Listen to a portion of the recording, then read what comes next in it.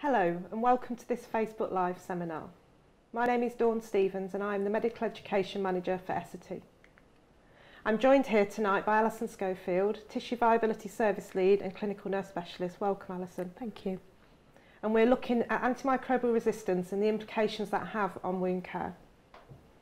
This seminar is supported by Essity and the contact information and details will be available at the end of this presentation. We'll now move on to the presentation entitled Antimicrobial Resistance and the Implications for Wound Care. So before we get started, let's just cover some of the learning objectives that we're going to try and attempt to cover this evening, myself and Alison. So firstly, we're going to talk about antimicrobial resistance and the extent of the problem. We're going to take a very brief look at the government plan for AMR, and then we're going to look at how we can do our bit in wound care to reduce the need for antibiotics. We're then going to listen to Alison and listen to what happens in tissue viability and the challenges that she faces from a tissue viability perspective. We're going to look at the implementation of a pathway to help tackle AMR in wound care, and then there'll be a live question and answer session between myself and Alison, and then what we'll do is we'll summarise and then we'll go to a live Q&A with yourselves. So before we really get started, it's worthwhile mentioning that actually every November we have a World Antibiotic Awareness Week, and that actually is happening this week. And it's really to try and raise public awareness and obviously try and help tackle the antibiotic resistance that we're obviously seeing on a global level at the moment. So let's take a look at antimicrobial resistance. We know that antimicrobial resistance arises when the organisms that cause infection evolve ways to survive the treatments that we're trying to target. The term antimicrobial includes antibiotic, antiviral, antifungal medicines.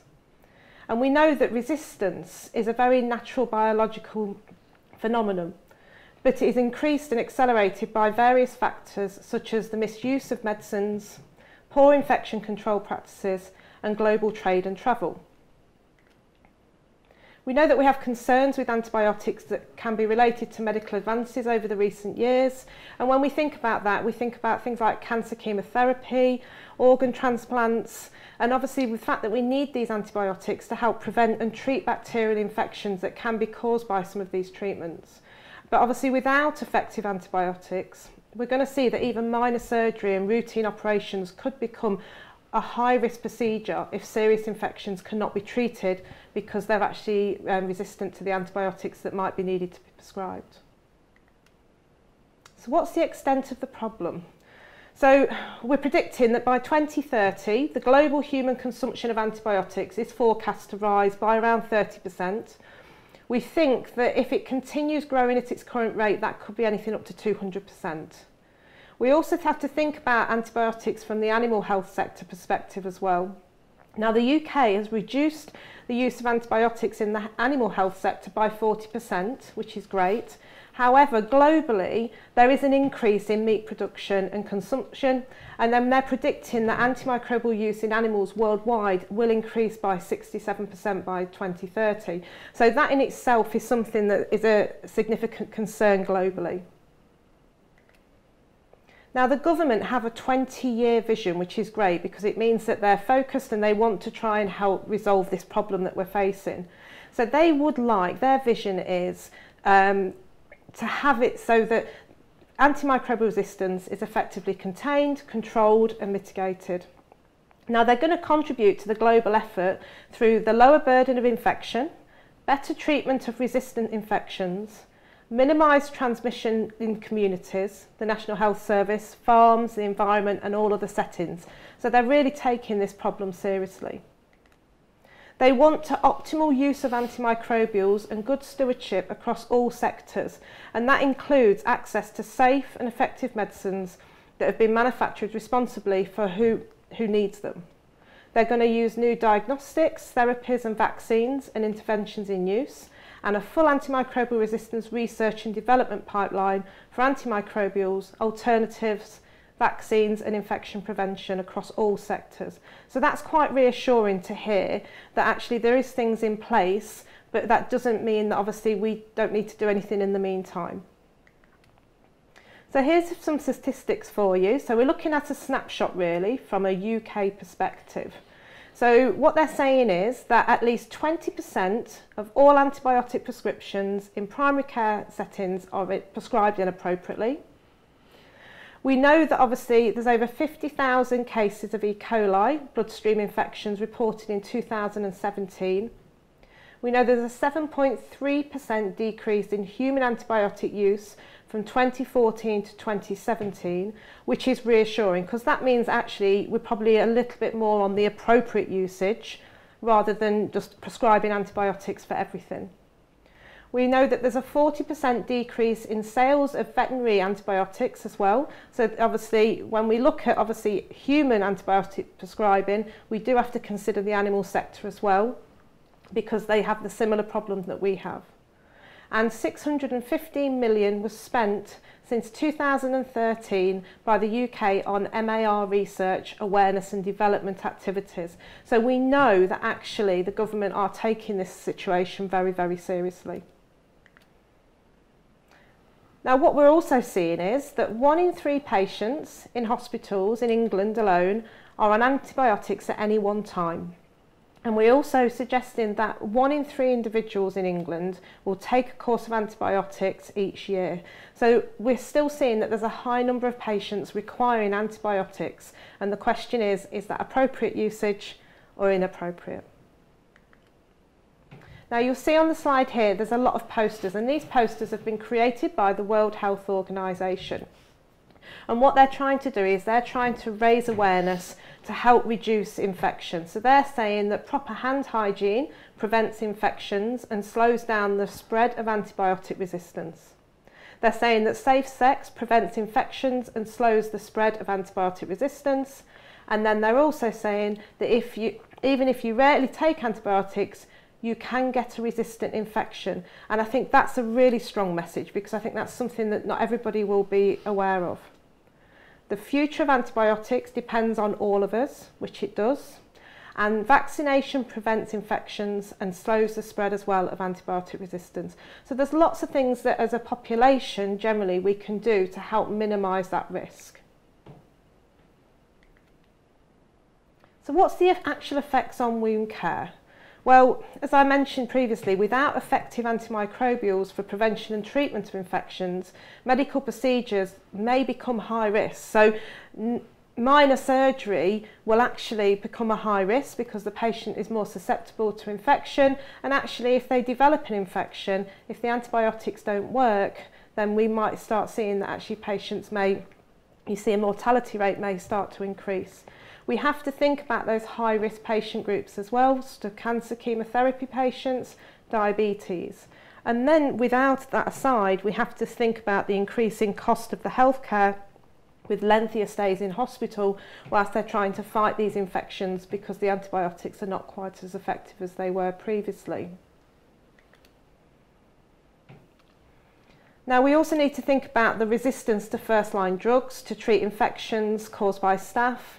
And we know that that's widespread. We know that people with MRSA are estimated to be 64% more likely to die than people with a non-resistant form of infection.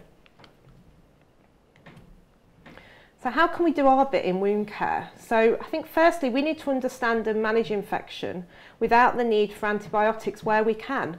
Do we always have to put our patients on antibiotics, or could they be treated in a different way?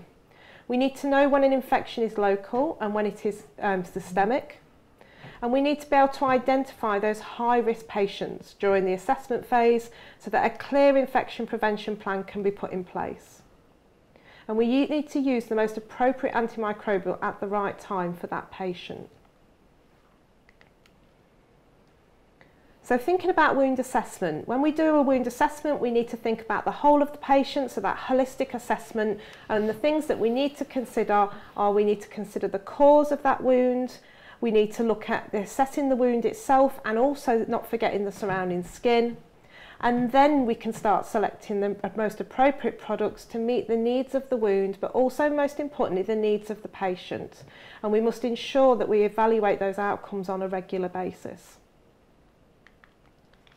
We need to understand fully the phases of wound healing so that we know where that wound is through its journey. If you look at the screen here, we have the 3 phases of wound healing. This is based on an acute wound. So we would anticipate that that cleaning phase, phase 1, would be complete within the first 5 days. We would expect phase 2, where regeneration is occurring, to start around day 3 and be complete around day 21. And then once the wound is closed from day 21, anything up to 2 years is that remodelling phase. So why is this so important to understand? Well, the signs and symptoms of infection are very similar to actually phase 1, because phase 1 is all about that preparation. It's where the immune response comes down to take away anything that shouldn't be there that's going to prevent regeneration from occurring. So if you have a wound that is only a couple of days old, but you are seeing some signs and symptoms of infection, actually, is it infection or is it just going through its normal process? However, if that wound is day 21, for instance, and you're seeing those signs and symptoms, that could be indicative that infection may be brewing or infection may be present. We also have things like the infection continuum. This is a really good tool, and this was part of the international consensus document that was produced, I think, in 2016, and it also includes biofilms, which is great because obviously biofilms is a big part of the infection management. But it's about understanding where that wound is through its journey. Is it just contaminated? Because we know that all wounds are contaminated with some form of bacteria.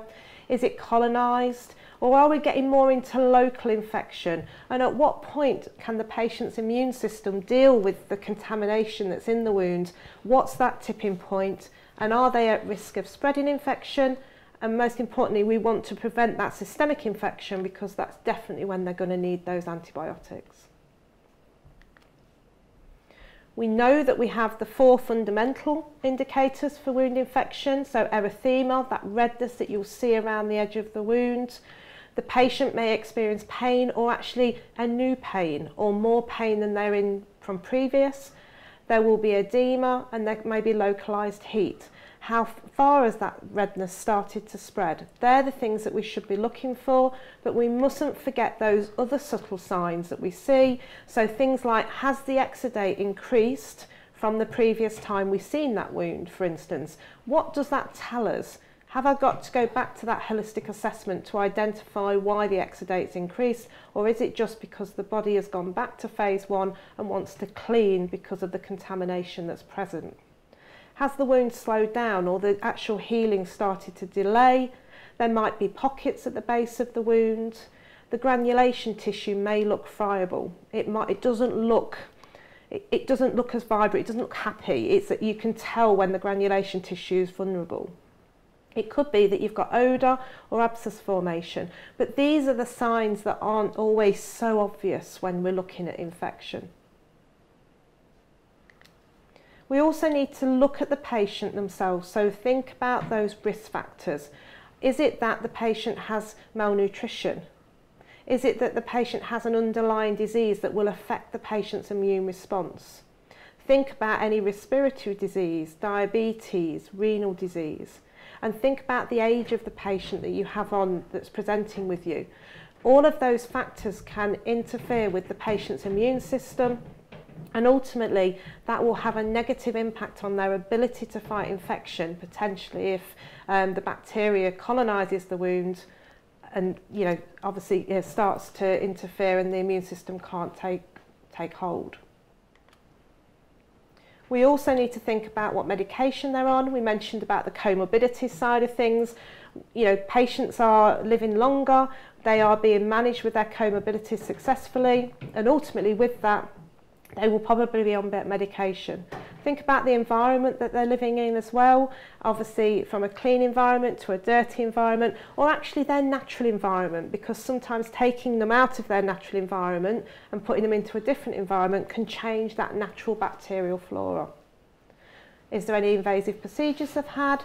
And think about their lifestyle choices as well. So things like obesity, smoking, etc. All of these can have a negative impact on the risk factors that they may present with.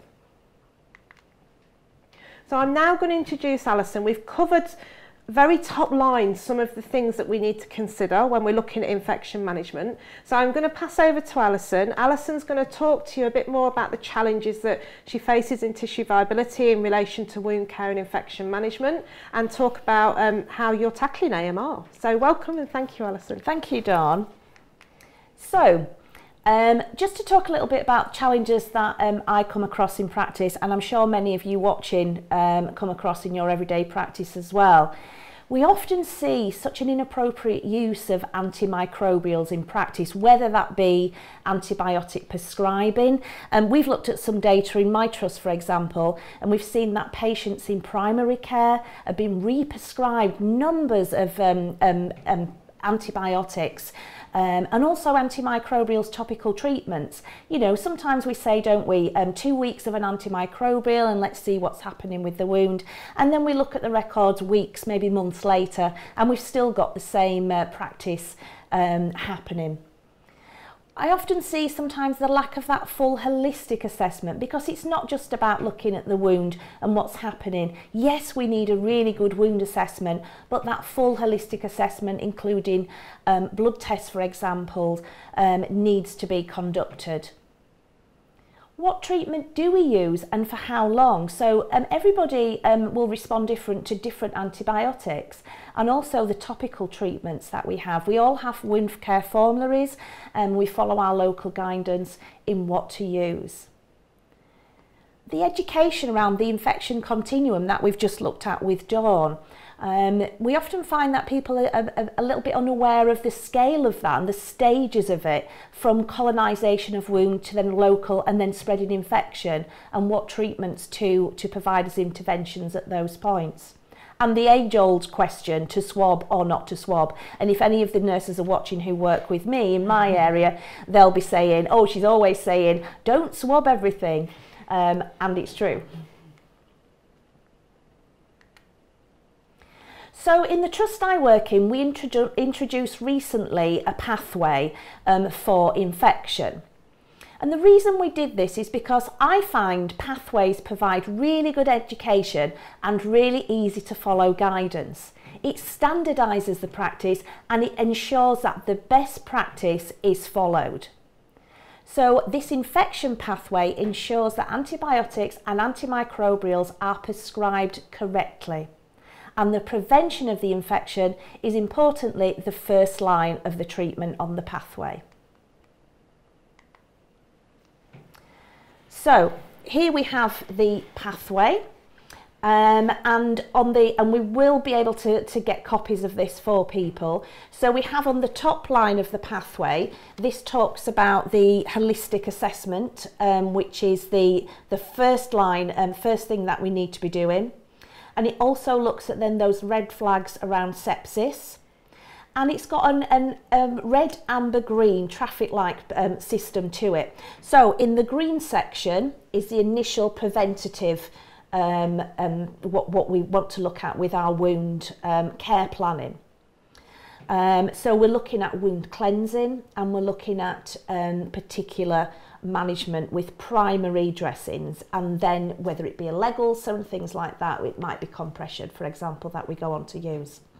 Now the amber section is looking at a localised infection. So here then we're looking at what antimicrobials we might use, how we're going to manage that local infection. Now when we get to the red section of the pathway, we're looking at spreading infection.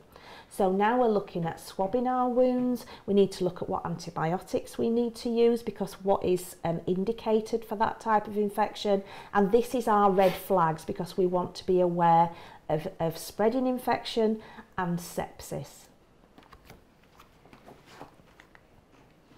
So the infection pathway, as we said, it's looking at those important factors of wound cleansing. Wounds love they're moist, they're wet environments, they love biofilm, a breeding ground for bacteria. It's just the best place for it. So we're looking at disturbing that at the early stages. All those stages of the wound and the treatment choices for it. And prevention of the infection.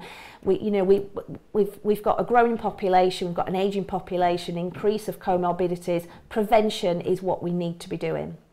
and then those red flags, as we said, for spreading and sepsis. So on the reverse side of our pathway, we also have other guidance there. So we have guidance specifically about cellulitis infection, all those signs and symptoms. We've got our red flags, we've got our wound assessment. In my area we use TIMES. Dawn talked about CASE, which is a good assessment to use also, about suspected biofilms in a chronic wound, if a wound's delayed in healing. So some really good hints and tips that can be used anywhere, in any practice area. So a real guide for the signs and symptoms, how to complete those wound assessment, a really good wound assessment. It's so important, I can't stress that enough. And if the wound is delayed, why is that wound delayed? There must be a reason for that.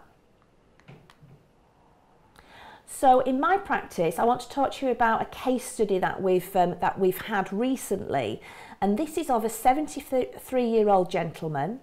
He has type 2 diabetes. Now, in July of this year, he sustained a knock to the leg, not uncommon, but he was then quickly admitted to hospital because he became systemically very unwell, and he had cellulitis to the leg. He also, on top of that, developed pneumonia, and then he had sepsis. So while he was an inpatient in our local acute trust, he was treated with systemic and intravenous IV antibiotics to manage that. While he was there, he was referred to the local diabetic foot team who were based in the acute trust. And they went to see him, they assessed the wound, which is low down to his ankle area, and then they started some treatment pathway. He was then discharged to our community services in August 2019. So you can see this initial photograph when the community staff nurses went to visit on the 5th of August of this year.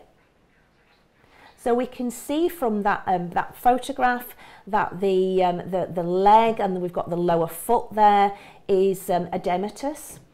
We can see that with signs that there was venous disease. The wound itself, it's got necrosis areas, and it's low down to that malleolus. He's at high risk because he's diabetic and he's just had sepsis, if you remember.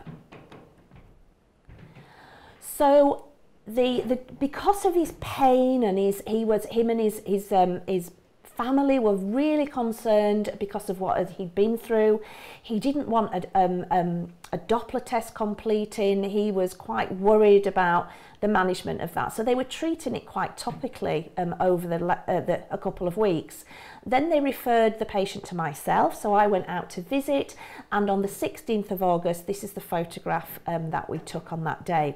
Now that wound there, you can see the discoloration in there. It's quite a bluey green, and I know you're all thinking, yes, typical signs of Pseudomonas in that wound, and we've still got that inflammation around the foot and leg area.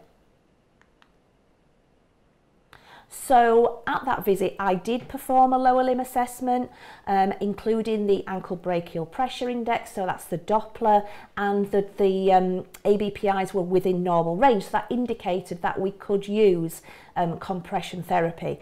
And it is a myth that if somebody has an infection or cellulitis that you cannot perform compression therapy. We can. So we took some fluorescent imaging using a device called the Moleculite, and that identified areas of Pseudomonas bacteria. So we put into place targeted cleansing and some kind of mechanical debridement, and also certain cleansing procedures. And then we applied a primary dressing of Cutamed Sorbact, the compression bandaging. The patient and family was so concerned at this time, so we had to really build that relationship and reassure them that we were going to manage this wound well. So you can see here the fluorescent imaging that I took with the Moleculite device.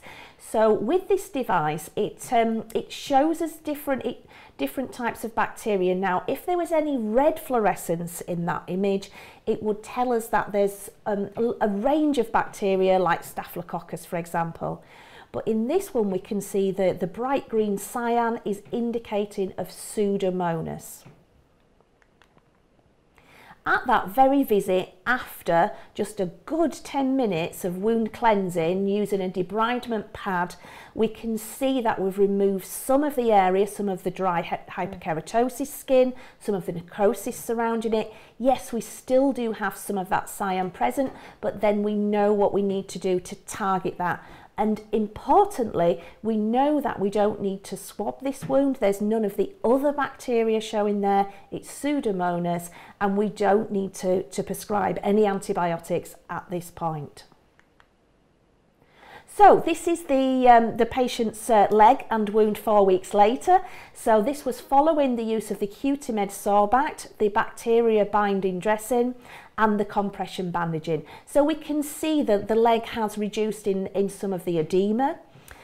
We've aided the venous return with compression. We've addressed the bacterial load, the colonisation in the wound itself with the Cutimed Sorbact.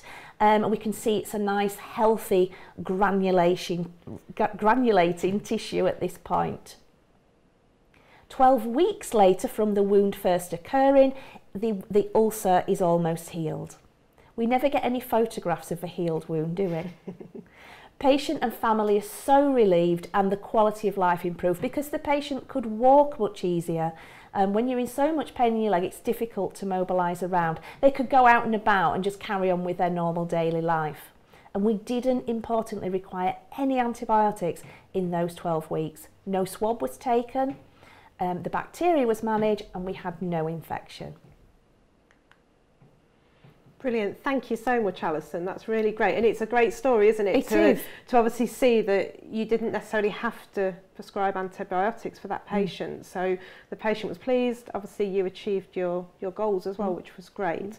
So, guys, we're going to now move on to mine and Alison's live discussion. So we've got some questions that we wanted to talk about this evening. So we're going to do that, and then we'll move on to the live Q&A with yourselves, where we'll welcome any questions you'd like to pose to us. So I think really, Alison, the biggest question is, which you touched on briefly, is when is it appropriate to swab? When do we swab? When do we not swab? We overswab. We overswab. Yeah. So when we looked at the infection continuum, when the wound is showing signs of local infection and spreading infection, at that point we need to swab, because all wounds will show some microorganisms within them, even at early stages. Like we said, moist, wet environment, they love to breed in there. So it's at that spreading infection stage, local infection, because what it does is indicates which antibiotics we need to do to target the bacterium that is in that wound. Now, when we take a wound swab, so we have the sterile swab that we have in our practices, and then if we need to cleanse the wound first, and a lot of people don't realise that. Okay. Yeah. And then we go from the centre of the wound, zigzag across to the outer edges, make sure it's covered very well, and then we send that off to microbiology. Brilliant. So it's much better to clean the wound first. Definitely. Because I suppose if you could reduce the bacterial load by just washing alone, you would never need... Exactly. Yeah. Yeah. Brilliant. And obviously, so that's brilliant. So really, the only time you should be swabbing a wound is if you want antibiotics for your patient, not necessarily if you're using it something else. It is, because we know from a colonised wound, you know, we can treat that topically, and even a local infection. So it's only when we want to have antibiotics. Yeah, brilliant. Is there any way to kind of identify wound infection before it gets to that systemic phase, before the patient starts to feel unwell? Well, you know, we want to look at prevention, of course, first of all. So, and that wound cleansing, you know, some cleansing type lotions that we might use will help aid in the prevention. Just good wound management, continued assessment. But when the wound's becoming locally infected, so it's the signs that you mentioned earlier, you know, that heat, increased pain, increased exudate, the wound's just not responding as it should be. It might be overgranulation, friable tissue, you know, deterioration, increased in size, things like that. Brilliant, thank you. So obviously, based on the information we've presented tonight, because we've covered quite a broad topic in sort of a short space of time, when would you say it's appropriate to treat a patient prophylactically with either antibiotics or antimicrobials, and for that to be safe? I mean, some patients, you know, they might be on immunotherapy, people on chemotherapy, so they're neutropenic, people who are diabetic, who are at a higher risk and more susceptible. So we want to speak to our local specialists, and it might be that they require antimicrobials topically or antibiotic cover at this point. People have had surgery, especially like orthopedic type surgery, then that may be prescribed in that instance. Yeah, brilliant. Brilliant. So how do, I suppose the next question really is, and I imagine some of the audience are probably thinking, okay, I need to treat my patient prophylactically because of this. How do they justify that to their organisation that might be wanting to save money and saying, well, why are we treating a patient when they haven't got an infection? I mean, you and I know, Dawn, and some of our audience will know, we've mentioned it before, we've got a burden of wound care in this country. You know, the last estimate was £5.3 billion and rising. We've got an ageing population, we've got an increase in comorbidities. So we therefore have an increase in infection possibly to come. So by treating particular people prophylactically, then we're stopping that increase in infection. So ultimately, in terms of, you know, we know in the NHS, we do look at the finance, that will save money.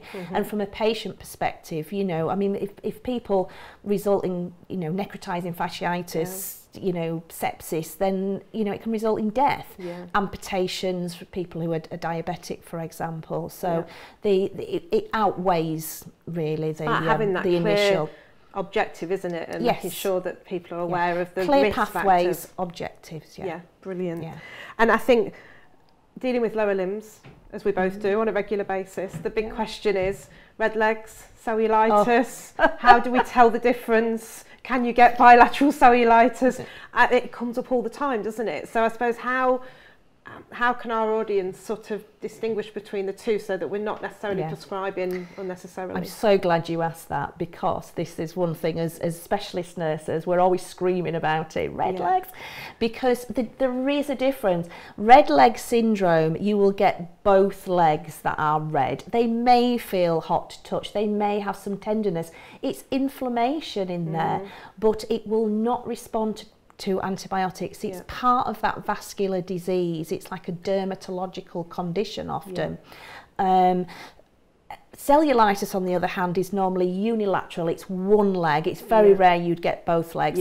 And you get that erythema, that heat, and a lot of pain. With the red leg syndrome, it's not the same, and it's not a systemic. Cellulitis, you will get those systemic signs of somebody being quite unwell. Quickly as well, don't you? So we don't need antibiotics for red leg syndrome. So do you think if somebody's unsure, and if they're unsure whether it's red legs or cellulitis, maybe still mark the leg, but it wouldn't spread, would it? They wouldn't get the spreading necessarily. Absolutely. You normally get a demarcation of the redness in cellulitis, and it spreads, doesn't it? In the red legs, it doesn't. And there's lots of, you know, guidelines out there. So if you want to do any further reading on that, like the lymphedema guidelines, for example, because people with lymphedema are at quite high risk of cellulitis. So there is things out there to look at. Brilliant, thank you.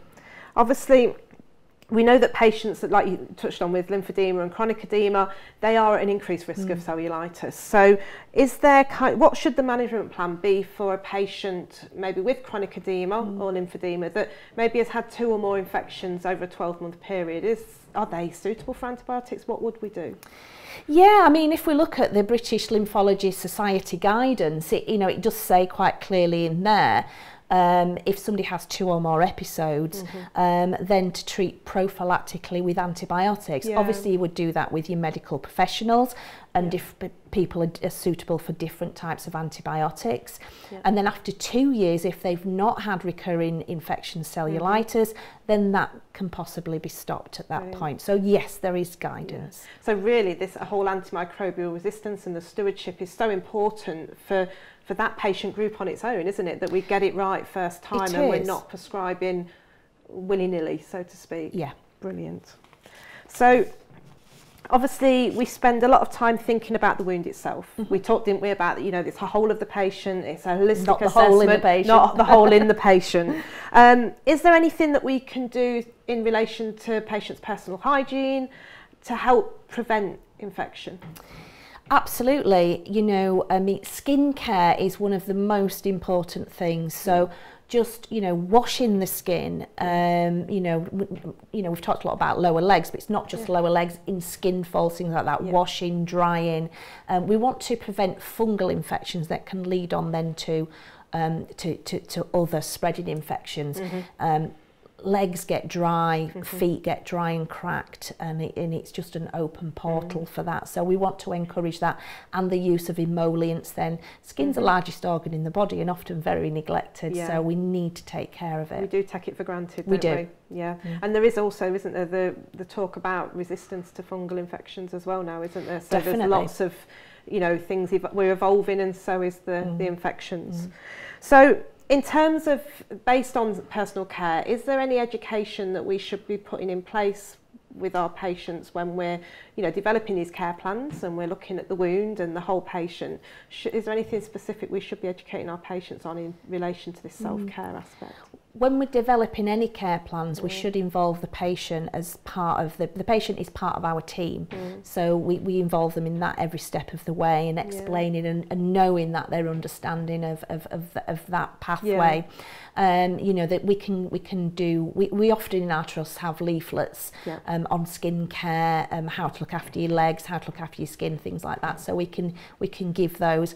It's self-care week this week, so we need to be encouraging people to take that ownership and look after themselves. So you know, that education to patients from us is important. I think it's a very big shift in us as nurses, isn't it? Because we're so used to kind of taking you as a patient and looking after you. That's the whole Florence Nightingale approach, isn't it? Whereas I think we've got to have a mind change as well in the way that we do. We need to let go a little bit. Yes, and let them sort of flourish themselves, so to speak.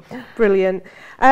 Obviously, I think another big question is, if the patient is unable to self-care, personal hygiene, whose responsibility then is it? Because it kind of sometimes falls into an anomaly, doesn't it, of who does what? It does, and it's a tricky one, is that really, Dawn? Because, you know, if, for example, if a patient has a wound or a nursing need, if their patient is in their own home or even in a residential home, the community team will go out and they'll provide the interventions that they need. But say, for example, if somebody is requiring those hygiene needs are in their own home and they don't have that need for a community nurse, then that's not going to be part of that plan. You know, they may have care agencies going in, for example, so it's about us as professionals working with them to make sure they have the education. We can, you know, work with friends, families, and obviously, you know, if, like I say, if it's difficult for the patient to care for themselves, if they're in a care setting, then, you know, we want to encourage that to happen. Brilliant, brilliant.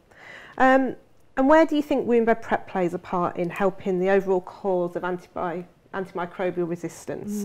I'm thinking of things like debridement, wound cleansing. It's prevention, isn't it? So I'm just wondering where your thoughts are. It is. I mean, you know, even you know, you look at a wound, you think, oh, it's clean, it's granulating, or, you know, but it's that environment to grow those, the biofilm that's got that force field, you know, you've got to get through it. So, you know, that wound cleansing, if you use, you know, debridement pads, the surfactant type solutions, things like that, we have them within our pathway to aid to prevent that.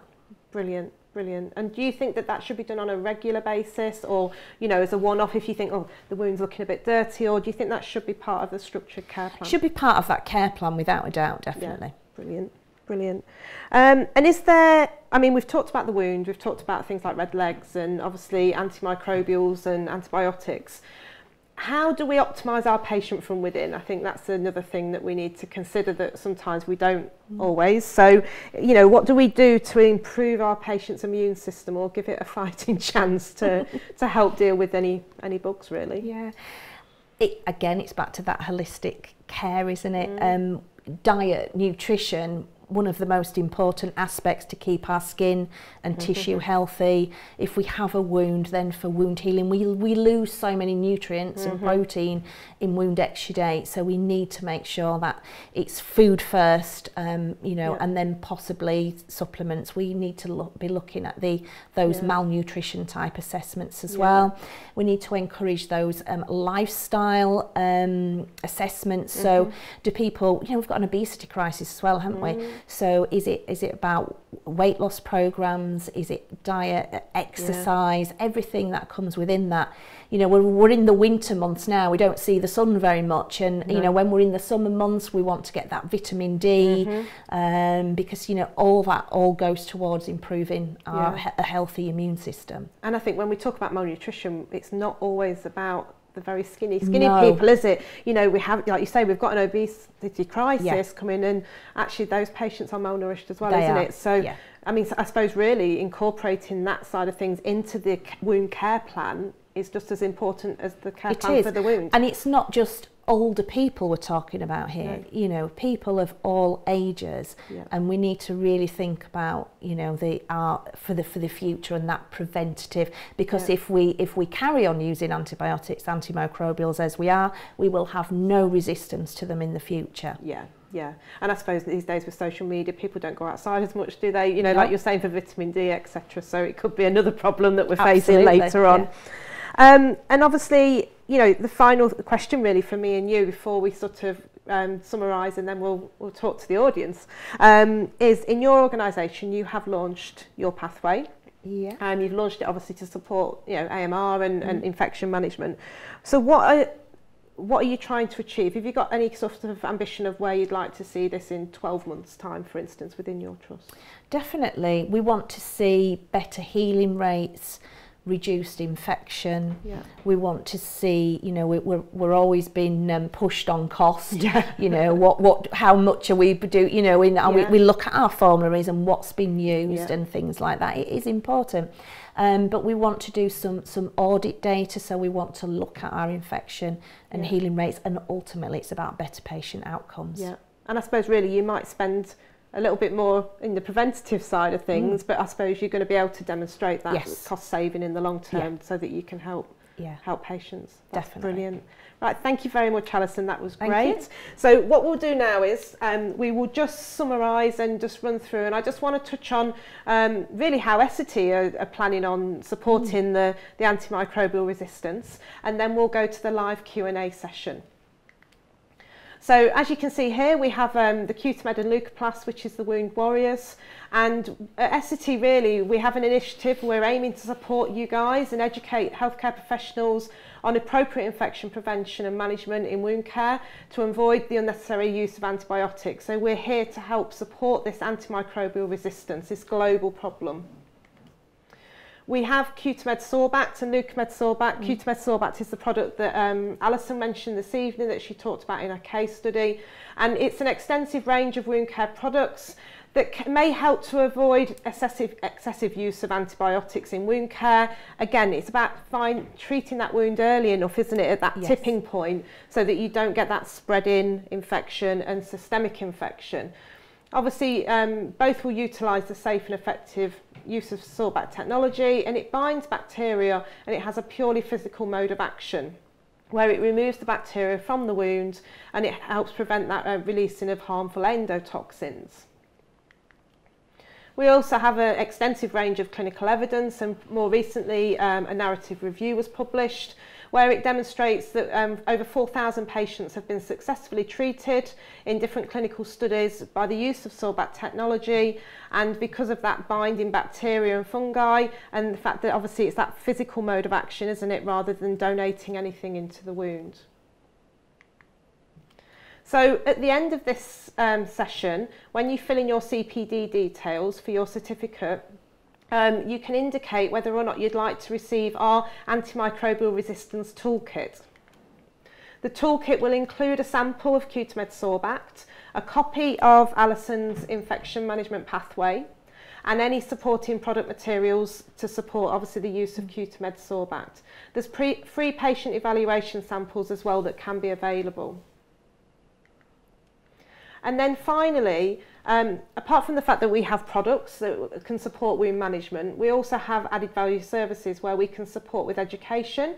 We have our S&T Academies of Clinical Excellence, where we have around 30 different generic topics around wound management, lymphology, orthopedics, diabetes, just to name a few.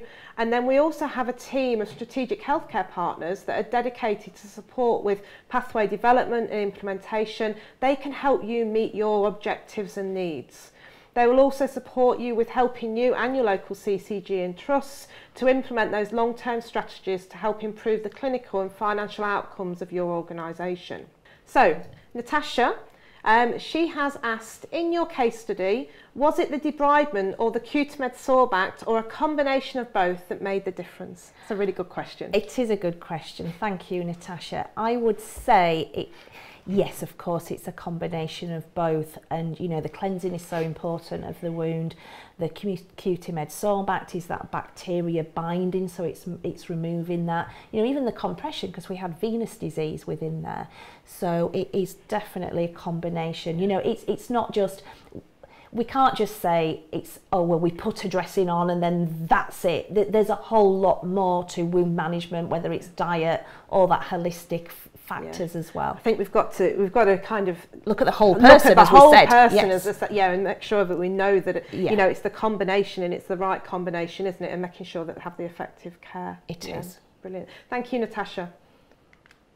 So question 2. So we have Stephanie Charlotte James, and she has asked, we use a lot of antimicrobial dressings for wound care. Why is there little research in regard to antimicrobial resistance in dressings use, and what can we do about it? That's an interesting one. Well, do you know what?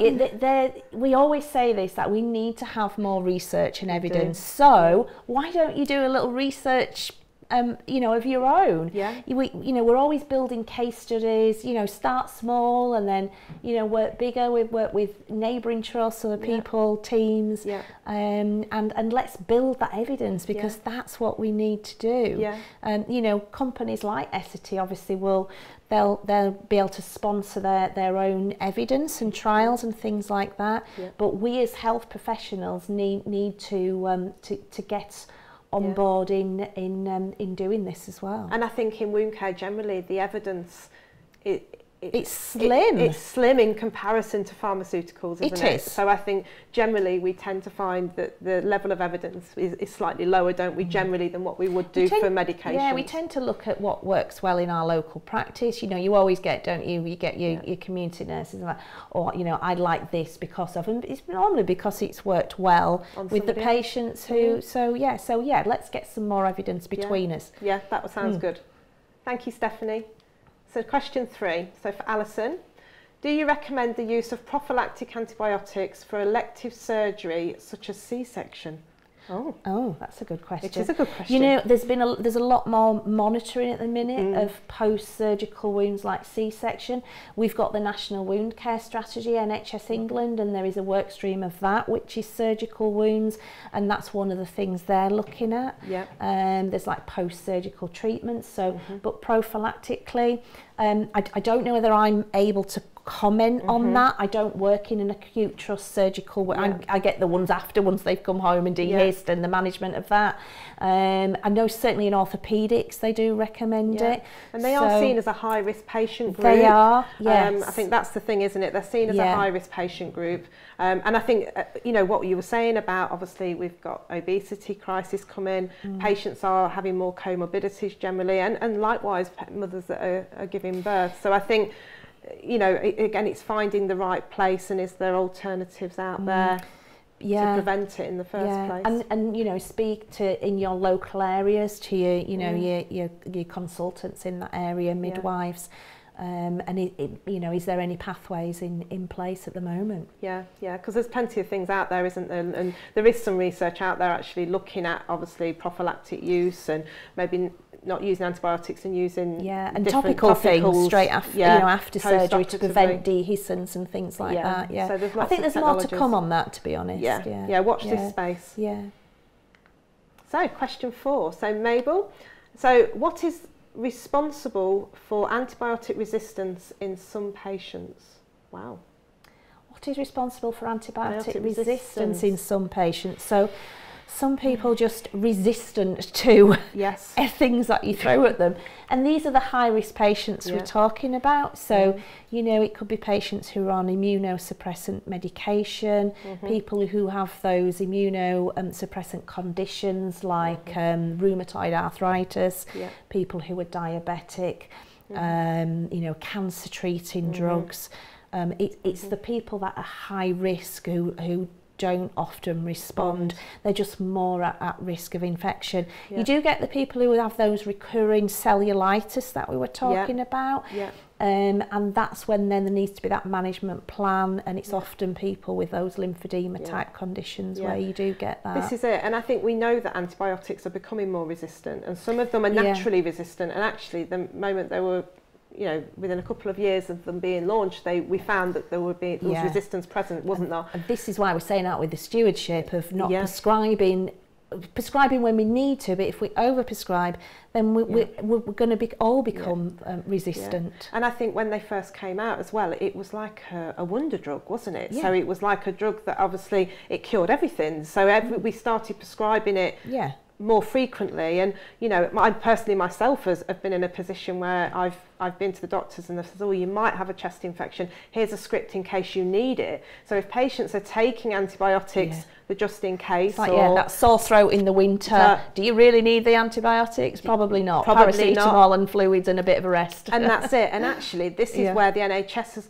actually changed things, haven't they, Alison? So things like tonsillitis and certain infections, whereas before you would have automatically been given a prescription for antibiotics, they don't routinely prescribe them because now we have this even things like catheters now. There's the advice of, you know, to catheterize people when it's needed, because those invasive procedures really can introduce bacteria. And then if the antibiotics are not working, and so I think there is that element of the fact that patients are naturally resistant to some of the antibiotics. It can be that they're spread.